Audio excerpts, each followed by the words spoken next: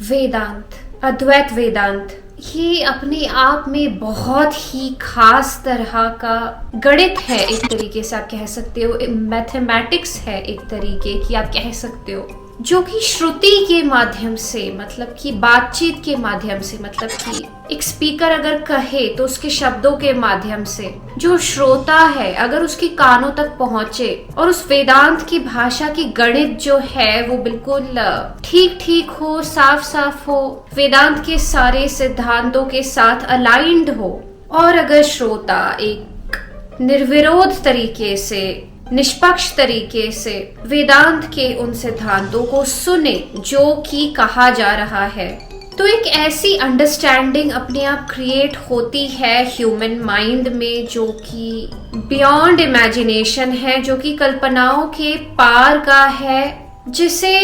Science या इंसान नहीं समझ सकता कि वो अंडरस्टैंडिंग कैसे डेवलप हो जाती है अपने आप, कहाँ से आती है, कैसे ऐसे होता है कि कोई शब्द जब आप पढ़ लेते हो या आपके कानों तक कुछ बातें पहुंच जाती है तो क्यों कुछ ऐसा समझ आ जाता है जो कि ऐसा लगता है कि इस दुनिया के पार खींच ले जाएगा आपको। इस दुनिया के नॉर्मल जो प्रवाह है, जो आवागमन के प्रवाह है, जो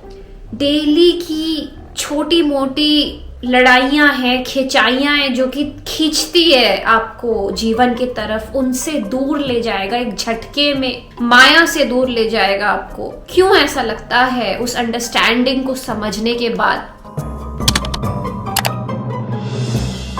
और अगर आप इंसान हैं, अगर आप ह्यूमन हैं और आपके पास एक कॉन्शियसनेस है, तो ऐसा हो ही नहीं सकता कि अंडरस्टैंडिंग ना हो आप में। एक ह्यूमन होने का, एक होमोसेपियन होने का मतलब ही यही होता है कि ह्यूमन समझ सकते हैं, एक अंडरस्टैंडिंग आ सकती है उनमें, जो कि पता नहीं कहाँ से आ जाती है, लेकिन शायद माइंड ही इस तरीके से बना हुआ है, उसकी बनावट ऐसी है एक मशीन की तरह कि वो अंडरस्टैंडिंग अपने आप क्रिएट हो जाती है, उस माइंड में कैच कर लेता है वो माइंड। और जैसे जैसे आप वेदांत में आगे बढ़ेंगे, भगवत गीता, उपनिषदों के कॉन्सेप्ट्स को या संत वाणी के कॉन्सेप्ट्स को, जैसे कि संत कबीर, बाबा बुल्ले शाह, इनके कॉन्सेप्ट्स को समझने में आगे बढ़ेंगे, या जैसे खलील गिब्रान हैं, उनके भी आपने छोटे छोटे लाइंस पढ़े होंगे, गौतम बुद्धा के लाइंस पढ़े होंगे। ये सब कुछ जैसे कि कहना चाहते हैं आपसे एक ही भाषा में, जिसका कि नाम वेदांत है,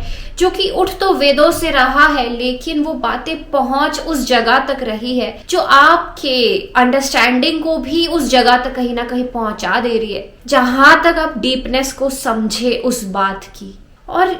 ये अंडरस्टैंडिंग अगर क्रिएट हो रही है आप में जब आप वेदांत के कॉन्सेप्ट्स को सुन रहे हैं अभी इस वक्त, तो इसका मतलब ये है, ये प्रमाण है कि आप एक ह्यूमन है और आपकी कॉन्शियसनेस एक अंडरस्टैंडिंग क्रिएट कर सकती है जो बस आपकी निजी है, जिसे समझना बस आपकी कैपेबिलिटी में है। आपकी जो इंडिविजुअल अंडरस्टैंडिंग डेवलप हो रही है वो एक थर्ड ह्यूमन की उसी तरीके से नहीं हो सकती जो कि आपकी डेवलप हो रही है इन कॉन्सेप्ट्स को सुनने के बाद। और यही खास बनाता है वेदांत को बाकी सारे फिलोसॉफिकल कॉन्सेप्ट से, दर्शन शास्त्रों से, मैथमेटिक्स से। फिलोसॉफी अगर है तो उसकी एक मैथमेटिक्स होती है, एक पर्टिकुलर तरीका होता है जिस तरीके से वो शब्द जो है लिखे जाते हैं, गढ़े जाते हैं, ताकि जो ह्यूमन है, जो परसीव कर रहा है उन कॉन्सेप्ट्स को, उसमें एक पर्टिकुलर तरीके की अंडरस्टैंडिंग डेवलप हो सके। और वो अंडरस्टैंडिंग ही शायद एकमात्र उपाय है जो कि उस ह्यूमन को पार ले जा सकती है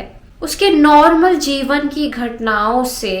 ताकि वो इस नॉर्मल जीवन में उस सल्यूशन को अप्लाई कर सके जो कि उसकी अंडरस्टैंडिंग से उसको मिली है, उस सल्यूशन को अप्लाई कर सके।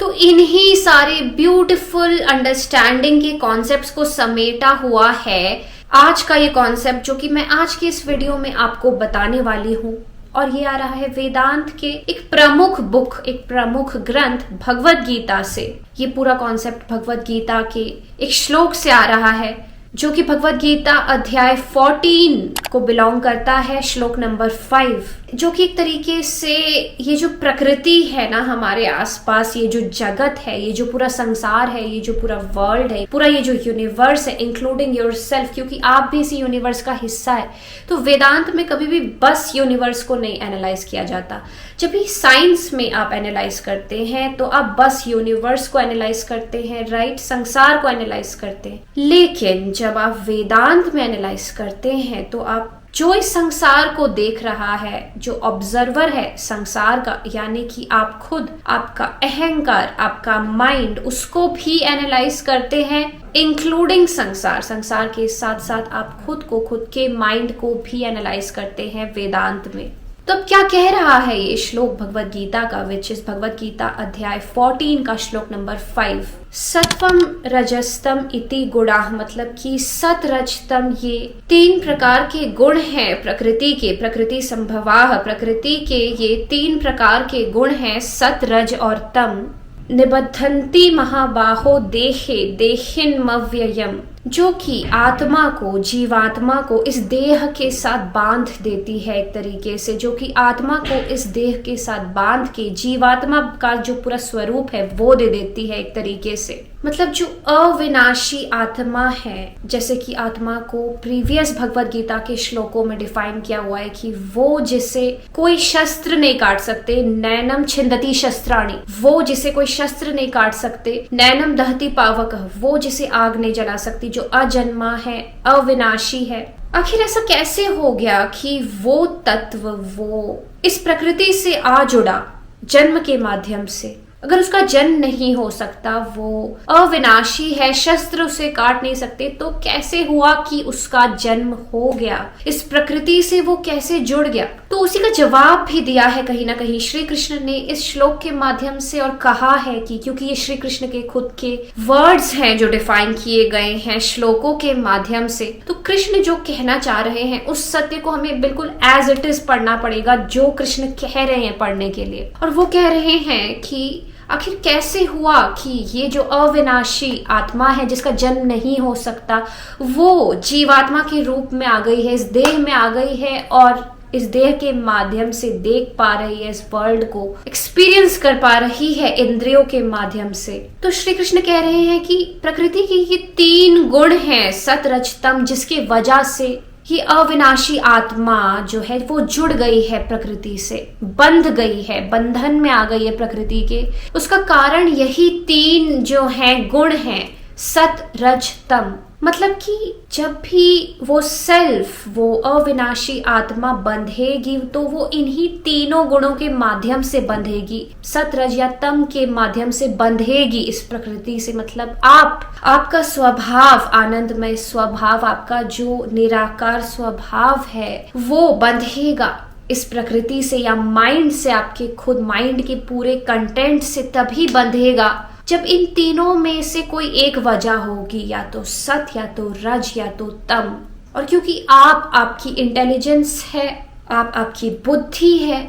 जब जीवात्मा की बात होती है तो उसका मतलब होता है माइंड प्लस इंटेलिजेंस। तो क्योंकि आप इंटेलिजेंस है, आप माइंड नहीं है, प्रकृति का हिस्सा है। जैसे कि श्री कृष्ण कहते हैं भगवत गीता में पहले भी कि परा प्रकृति, लेकिन है तो प्रकृति ही। माइंड जिसे हम चेतना कहते हैं, जहां से चेतना उठती है, वो भी है तो प्रकृति ही। तो आप क्या है फिर? अगर प्रकृति है माइंड, तो आप क्या है फिर? तो आप है इंटेलिजेंस। तो ये जो इंटेलिजेंस है ये बंध जाती है प्रकृति से, सत रज या तम के माध्यम से। तो फिर जो वेदांत का लक्ष्य है, मुक्ति या आत्मज्ञान, मतलब आत्मज्ञान से ही मुक्ति अपने आप आ जाती है, लेकिन आत्मज्ञान है मेन लक्ष्य, मुक्ति अपने आप आ जाती है। तो आत्मज्ञान फिर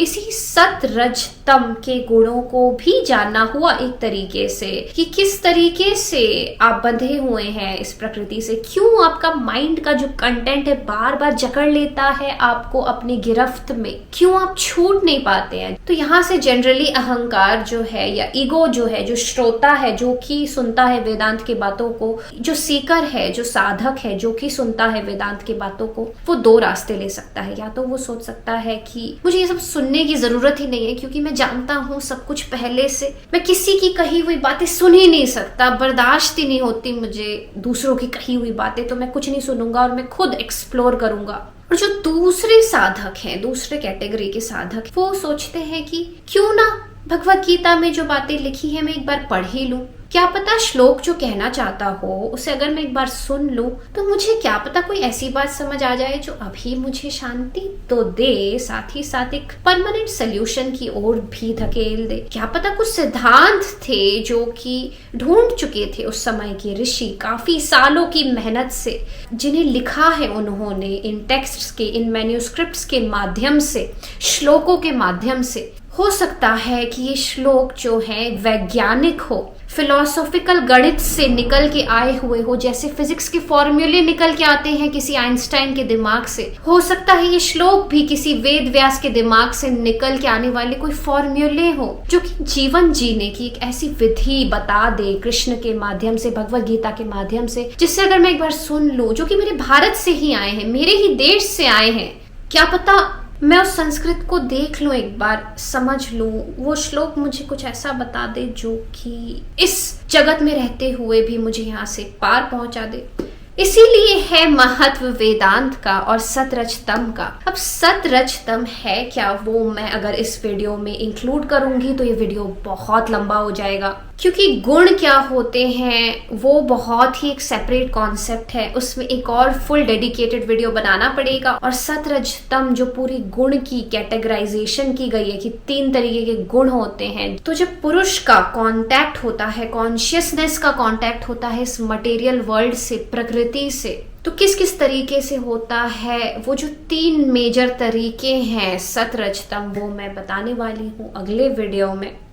So that was it for this video guys। इस वीडियो के नेक्स्ट पार्ट में, पार्ट 2 में मैं सतरजतम को अच्छे से डिफाइन करूंगी और वो जल्दी आएगा, 1-2 दिन में ही आ जाएगा मेरे चैनल में। तो इसीलिए आप मेरे चैनल को सब्सक्राइब कर सकते हैं। आपको अगर रेगुलर नोटिफिकेशंस चाहिए तो आप बेल आइकन को भी क्लिक कर सकते हैं।